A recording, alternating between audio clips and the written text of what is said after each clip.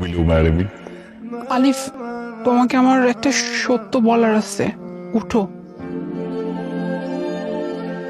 সত্য? আলিফ, আমার আমার অ্যাবর্শন হয়েছে। আবর্ষণ মানে? তুমি না আমাকে বলছো যে আমি তোমার ফার্স্ট বয়ফ্রেন্ড, আমি তোমার ফার্স্ট লাভ, তাহলে আবর্ষণ কিভাবে? না না আলিফ, আমি তোমার সাথে কোনো মিথ্যা কথা বলি নাই। সত্যি সত্যি তুমি আমার ফার্স্ট লাভ। তুমি ব্যতীত আমার জীবনের আর কেউ নাই। তাহলে আবর্ষণ কিভাবে? তুমি তুমি কি আমাকে মিথ্যা বলছো? আলিফ, আমার বয়স যখন 13, তখন আমার সাথে একটা ইনসিডেন্ট ঘটছে। আমার ফুপা আমার ফুপা প্রায় আমাদের বাসায় আসতো। বাসায় এসে সবসময় তার কাছে আমাকে ডাকতো, আমাকে নানাভাবে টাচ করতো। আমার জন্য চকলেট নিয়ে আসতো, জুস নিয়ে আসতো, চিপস নিয়ে আসতো। এসব এসব দিয়ে দিয়ে তার কাছে আমাকে নিত আর আমাকে নানাভাবে টাচ করতো, শরীরের যেখানে সেখানে। আমি না, তখন না, আমি এইসব কোনটা গুড টাচ কোনটা ব্যাড টাচ, আমি এগুলো কিছুই বুঝতাম না। তাই আসলে আমি বুঝতেও পারিনি যে আমার সাথে কি হচ্ছিল। এরকম কন্টিনিউ চলতে থাকে, কারণ একদিন বাদে বাদে ফুপা ফুপা বাড়িতে আসতো আর আমাকে তার কাছে নিয়ে এভাবে টাচ করতো। তার কয়েক মাস পরে আমি আমি অসুস্থ হয়ে পড়ি। আমি আমি মাকে বলি যে মা, আমার শরীরটা খারাপ লাগতেছে, পেটে অনেক ব্যথা করতেছে। তখন মা আমাকে ডক্টরের কাছে নিয়ে যায়। আর তখন ডক্টর বলে যে আমি আমি প্রেগনেন্ট। বিশেষ করে আমি না নিজে কিছু বুঝতে পারতেছিলাম না যে কি হচ্ছে আমার সাথে সব। পরে পরে না আমি আমার মাকে সবকিছু বলছি যে মা, এরকম ফুপা কিন্তু যখনই বাসায় আসতো তখনই তার কাছে নিয়ে আমাকে এভাবে নানাভাবে টাচ করতো। কিন্তু আমি বলি নাই, আমি আসলে বুঝতে পারিনি। কিন্তু তখন মা আমাকে কি বলে জানো? যা হয়েছে হয়েছে, কিন্তু এই কথা যেন খবরদার খবরদার এই 4 দেয়ালের বাইরে যেন কেউ জানতে না পারে, কখনো না। আমি মাকে বললো যে মা, আমার সাথে এত বড় একটা ইনসিডেন্ট হয়েছে, তুমি তুমি বলতেছো কেউ যেন জানতে না পারে, অ্যাটলিস্ট বাবাকে বলো, বাবা ফুপাকে গিয়ে কিছু বলুক। সে আমাকে কি বলছে জানো? সে বলছে পরিবারের সম্মান নাকি আগে, বাবার সম্মান নাকি আগে, তাদের কাছে সম্পর্ক নাকি আগে। ফুপার এই ব্যাপারটা যদি জেনে যায় তাহলে আমাদের আমাদের পরিবারে নাকি অনেক প্রবলেম নেমে আসবে। এর জন্য মা আমাকে বলছে চুপ, আর কোনো কথা না। আর বাবা ডিরেক্টলি বলে দিছে ও যেন কাউকে কিচ্ছু না বলে। আর এরপর ওকে হসপিটালে নিয়ে আমার আমার অ্যাবর্শন করে ফেলে। বিশ্বাস করো, যখন যখন নিজের মা নিজের বাবা আমাকে এই কথা বলছে যে আমি যেন কাউকে কিছু না বলে কোনো স্টেপ না নিই, বিশ্বাস করো তখন আমার কাছে আর কিছু করার ছিল না। কারণ নিজের ফ্যামিলি যদি নিজের এগেনস্টে চলে যায় তখন এই মানুষটা কি করবে বলো? এই এই হচ্ছে আমার আমার সত্যি। কিন্তু এরপরে যখন তুমি আমার জীবনে আসছো, বিশ্বাস করো আমার জীবনটা ফুললি চেঞ্জ হয়ে গেছে। একটা মেয়ে তার জীবনে যেরকম পার্টনার চায়, তুমি তার থেকেও বেস্ট। তুমি আমাকে ভালোবাসছো, তুমি আমার কেয়ার করো, আমার কখন কি লাগবে না লাগবে সবকিছু দেখাশোনা তুমি করো। বিশ্বাস করো আমি তোমাকে অনেক ভালোবাসি। আর আমি আমি জানি যে আমার এই সত্যটা জানার পরে হয়তো তুমি আমার আমার লাইফ আর থাকবে না। আলিফ, তার মানে তুমি সত্যি সত্যি আমাকে ছেড়ে চলে যাবে? তোমার তোমার ভালোবাসা সত্যি এতটুকুই ছিল যে আমার আমার এই পাঁচটা সত্যিটা জেনে তুমি আমাকে ছেড়ে চলে যাবে? আমি যাচ্ছি না। আমি তো যাচ্ছিলাম ওই নরপিচাসের কাছে। হয়তো ওকে নিজে খুন করবো, নয়তো টেনে হিচড়ে থানায় ঢোকাবো ওকে। না না আলিফ, তাকে কিছু করার দরকার নেই। তোমাকে এসব ঝামেলায় পড়তেই হবে না। তার যে শাস্তি পাওয়ার সে অলরেডি পাচ্ছে। আমার ফুপা ফোর্থ স্টেজে আছে, হয়তো আর কিছুদিনের জন্য এই দুনিয়ার মেহমান। এই শুধু শুধু তুমি এসবের ঝামেলা বাড়িও না। কিন্তু আলিফ বিশ্বাস করো, আমি তোমাকে অনেক ভালোবাসি। তুমি ছাড়া আমার জীবনের কেউ না, আর কেউ আসতেও পারবে না। আমি তোমাকে ছাড়া বাঁচবো না। আমি তো শুধু এটা ভেবে অবাক হচ্ছি যে একটা ছোট মেয়ে এত বড় হইছে, এত বড় একটা পেইন সে নিজে একা সাফার করছে। তোমার বাবা মা এমন কেন? বাবা মা কখনো এরকম হইতে পারে? নিজের সন্তানের সাথে এত বড় একটা ইনসিডেন্ট হয়ে গেছে, আর তারা কিনা এটাকে ধামা চাপা দিয়ে রাখছে। আমি ভাবতে পারতেছি না যে বাবা মা এরকম কিভাবে হইতে পারে। বিশ্বাস করো, আমার ওই মা বাবার কোনো দরকার নেই।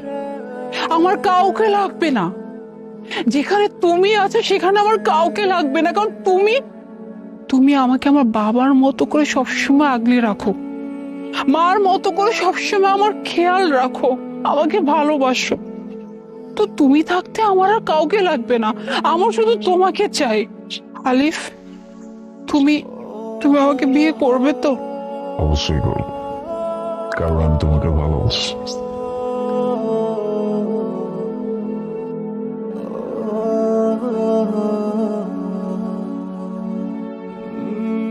I really love you.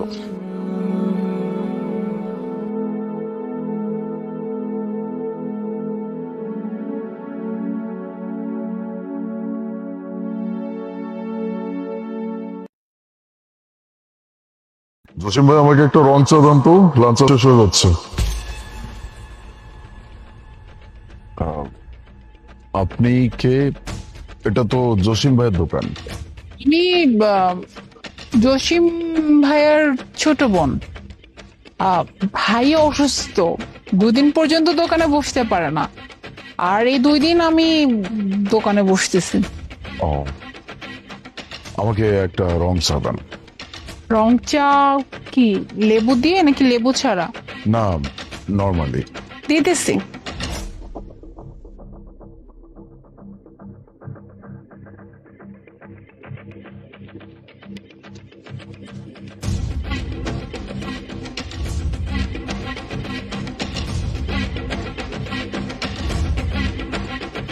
এই যে আপনার রং চা।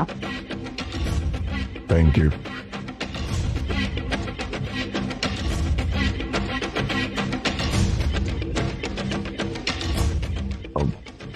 চিনি একটু বেশি হয়ে গেছে। চিনি বেশি হয়ে গেছে? সমস্যা নাই, আমি কমাই দিচ্ছি, দেন। Sure.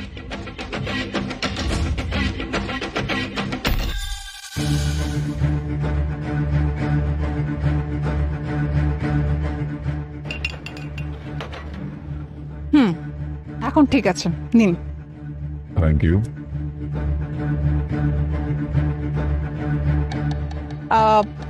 এইবার কি চিনি ঠিক আছে তো? হ্যাঁ, এবার ঠিক আছে। কি ব্যাপার, আপনি আমাকে দেখে এভাবে হাসছেন কেন? না না, এমনিতে আমি এরকমই সবসময় মুচকি মুচকি হাসি। আচ্ছা,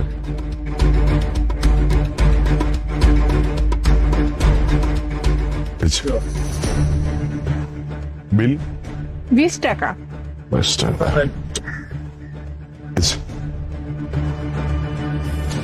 শুনুন, বলছিলাম যে আমার হাতের চা যদি আপনার পছন্দ হয় তাহলে ভাবিকে নিয়ে আসবেন চা খাওয়ার জন্য। ভাবি? ভাবি মানে আপনার ওয়াইফ।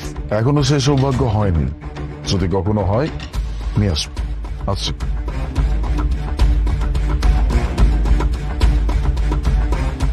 আয় চা দে একটা। দিতেছি।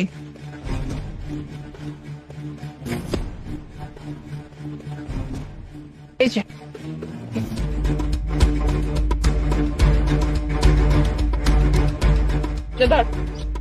এই যে কোথায় যেতেছেন? টাকা দিয়েছেন? টাকা? চায়ের আবার টাকা দিতে হয় নাকি? ওমা, কি বলতেছেন ম্যাডাম? এটা কি শহরের নিয়ম? দোকানে এসে চা খেয়ে চলে যাবেন টাকা না দিয়ে? এত কিছু চলবে না, জলদি টাকা বের করেন। আমি তো কখনো চায়ের দাম দেই না, তো তোকে কেন দিতে যাব? এই যে ম্যাডাম, কি ভাবছেন? হ্যাঁ, কি পাইছেন? আমার ভাইকে পাইছেন এখানে? তুই সুন্দর মতো চল। হ্যাঁ, ভালো করে জানি আমার ভাই অনেক ভালো একজন মানুষ, তাই হয়তো আমার ভাইয়ের কাছে টাকা নিতে সুন্দর মতো চলে যায়। কিন্তু আমার ভাইয়ের বোন আমি আমি কিন্তু এত ভালো না, আমার কাছ থেকে এত সহজে যাইতে পারবে না। জলদি টাকা বের করেন। আমি টাকা দিব না, তুই কি করবি? হ্যাঁ, আপু টাকাটা দিয়ে দেন না, মাত্র 20 টাকার ব্যাপার। আর আপনি চুপ করুন তো। এই যে আপনি কি কিছু বলতে পারেন? উনি কি ভাবছে? হ্যাঁ? টাকা না দিয়ে চলে যাবে আমার কাছ থেকে? এটা সম্ভব না। ওনার কাছ থেকে টাকা কেমনে বের করতে হবে আমি খুব ভালো করে জানি। আপনি চুপচাপ ধরে চা খাইতে থাকেন। হ্যাঁ, কি জন্য বলছিলাম? টাকা, জলদি টাকা বের করেন। টাকা না দিয়ে যদি গেছেন, আশেপাশের লোকজন ডাইকা এমন অপমান করব, অপমান তো করবো, আর জীবনে চা খাওয়ার নামটাও মুখে নিতে পারবে না। দরকার পড়লে পুলিশে ডাকবো আমি। টাকা বের করেন। আর তুই কি পাগল টাগল হয়ে গেছিস নাকি? হ্যাঁ, 10 টাকার চায়ের জন্য তুই আমাকে বলছিস তুই পুলিশে দিবি? তো কি করবো? হ্যাঁ, 10 টাকা কি টাকা না? খুব সুন্দর করে চুচু চুচু করে চাটা খায় গেলে, আর টাকা দেওয়ার বলে একটা টাকা দেওয়ার নাম নাই। আবার পুলিশ বললে আবার ভয় পাইতেছেন, তাই না? আমি পুলিশই দিব। আপনি যদি টাকা না দেন, জলদি টাকা বের করেন। বাপরে বাপ, নে ধর তোর টাকা। আসছে, টাকা দিবেন? এত সহজ আমার কাছ থেকে পার পাওয়া? আমাকে এক কাপ চা দেন। ও হ্যাঁ, দিতেছি। কি চা দিব? লাল চা নাকি দুধ চা? রং চা। জি।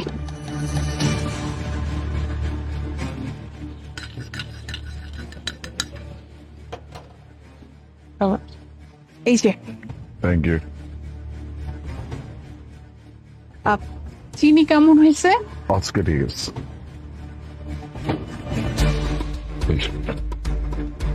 আপনার বিলটা আমি দিয়ে দিচ্ছি, পরে আবার পুলিশ কল করতে পারেন আপনি। কিছু বলেন না, এটা আবার কেমন কথা? ওটা তো ওই ম্যাডামের জন্য, খাচ্ছর একটা ম্যাডাম ছিল। ভাবছি কি টাকা না দিয়ে চলে যাবে? এত সহজ আমার কাছ থেকে টাকা না দিয়ে চলে যাবে? এটা কোনোদিনও সম্ভব না। দেখছেন না কেমনে টাকাটা আদায় করে নিচ্ছে? এই যে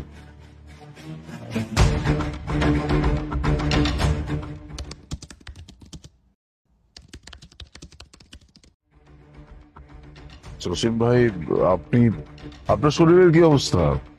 জি ভাইজান, এখন শরীর ভালো আছে। আচ্ছা, এখানে না একটা মেয়ে আসতো আর কি, আপনার দোকান সামলাতো, ওই যে মেয়েটা। হ ভাইজান, ওই আমার ছোট বোন গ্রাম থাকে আর কি। গ্রাম থেকে আইছিল আমার এনে বেড়াইতে, তো আমি অসুস্থ ছিলাম, এই জন্য আর কি 2 দিন দোকানটা সামলাইছে। চলে গেছে গ্রামে চলে গেছে। চলে গেছে মানে? আর আসবে না? না না ভাইজান, ওর তো এই জায়গায় থাকে না, আর আইবো না, একবারে চলে গেছে। আচ্ছা। ভাইজান চা দিব না? না, আজকে মুড নাই। ও ভাইজান, ওই আমার বোনে যাওয়ার আগে এই যে কাগজটা দিয়ে গেছে, আপনার লগে নাকি কি ওই যে পানা দেনা আছে, তো এখানে ওর নাম্বারটা আছে, টাকাটা আপনি অনলাইনে পাঠাই দিয়েন। হ্যাঁ, কিছু হিসাব বাকি ছিল, আমি শোধ করে দিব।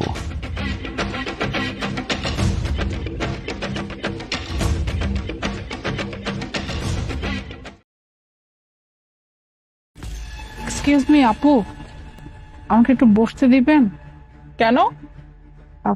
আপনি তো দেখতেই পাচ্ছেন আমি অসুস্থ, একটু যদি বসতে দিতেন আমার জন্য একটু উপকার হতো। আমি না দাঁড়াতে পারতেছি না। আপনাকে সিট দিয়ে কি আমি দাঁড়িয়ে দাঁড়িয়ে যাব? হ্যাঁ, আমি দাঁড়িয়ে যেতে পারবো না, আপনি দাঁড়িয়ে যান। আচ্ছা ঠিক আছে।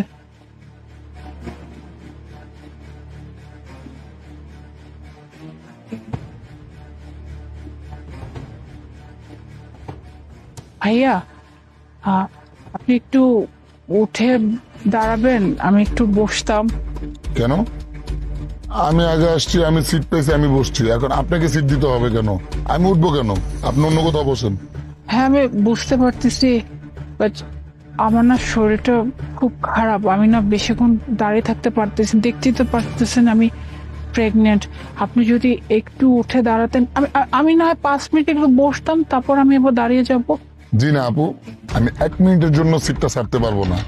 আপনি 5 মিনিট দাঁড়িয়ে থাকেন, আর 5 মিনিট দাঁড়িয়ে থাকলে তো আপনার কোনো প্রবলেম হচ্ছে না। এমন তো আর না যে আপনার বাচ্চাটা এখানে ডেলিভারি হয়ে যাবে। আপনি দাঁড়িয়ে থাকেন, অন্য কোথাও সিট খালি হলে সেখানে বসেন।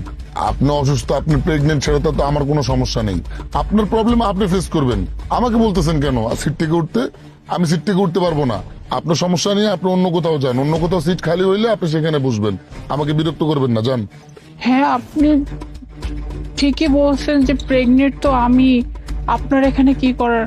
কিন্তু দেখেন ভাইয়া, আপনি তো বুঝতেই পারেন একটা মেয়ে যখন প্রেগনেন্ট হয় তখন তার কতটা কষ্ট হয়। আমি সত্যি দাঁড়াতে পারতেছি না, তাই আমি আপনাকে অনুরোধ করতেছি, প্লিজ ভাই আপনি একটু বসতে দিবেন আমাকে। জি না আপু, আমি 1 মিনিটের জন্য সিটটা ছাড়তে পারবো না। আপনি 5 মিনিট দাঁড়ায় থাকেন, অন্য কোথাও সিটটা খালি হইলে সেখানে বসেন। আচ্ছা ঠিক আছে, সরি।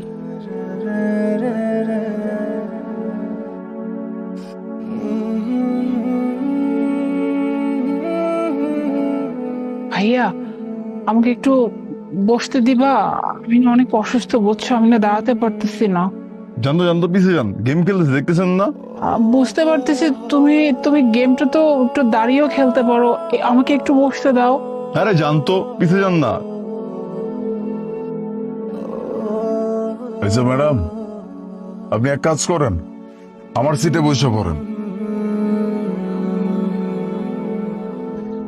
কিন্তু ভাইয়া আমার থেকে তো আপনার বেশি জরুরি সিটটা, কারণ আপনি পঙ্গু, আপনি উঠে কিভাবে দাঁড়াবেন?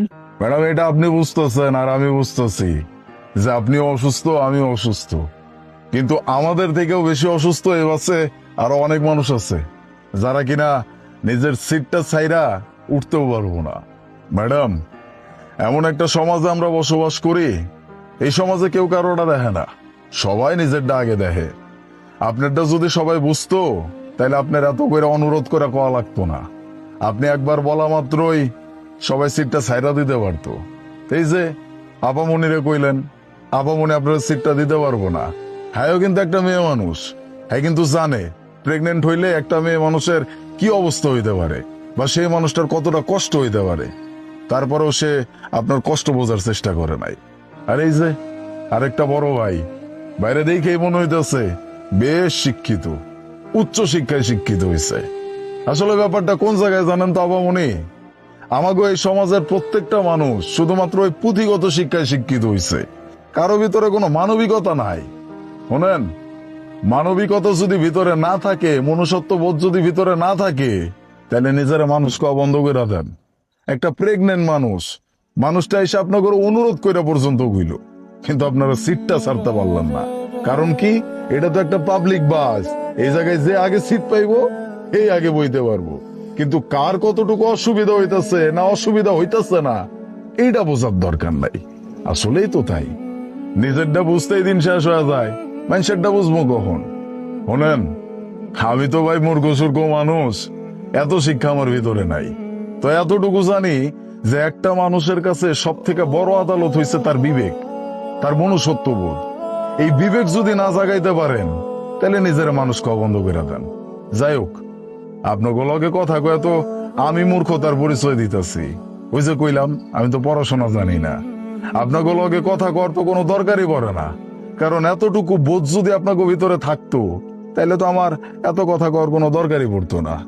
যাই হোক ম্যাডাম, আপনি আসেন, এই জায়গায় বয়া পড়েন, আমার সমস্যা নাই, আমি ম্যানেজ করে নিতে পারো। না না ভাই, আপনি এখানে বসেন। আসলে ভুলটা আমাদেরই ছিল। উনি বাসে ওঠার সাথে সাথে আমাদের একজনের সিটটা ছেড়ে দেওয়া উচিত ছিল, কিন্তু সেটা আমরা করিনি। আমাদের এই জিনিসটা করা উচিত হয়নি। মা বোন তো সবার ঘরে আছে। আপনি এখানে বসেন, আপনার উঠা লাগবে না। আর আপু, আপনি আমার কথা কিছু মনে করবেন না, আমি আসলে আন্তরিকভাবে দুঃখিত আপনার কাছে। আপনি প্লিজ আমার এই সিটটাতে বসেন।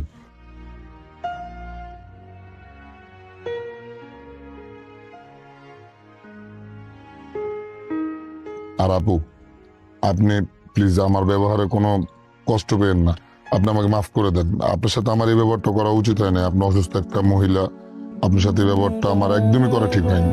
আপনি আমাকে মাফ করে দেন। মাফ চাইতে হবে না, আমি কিছু মনে করিনি।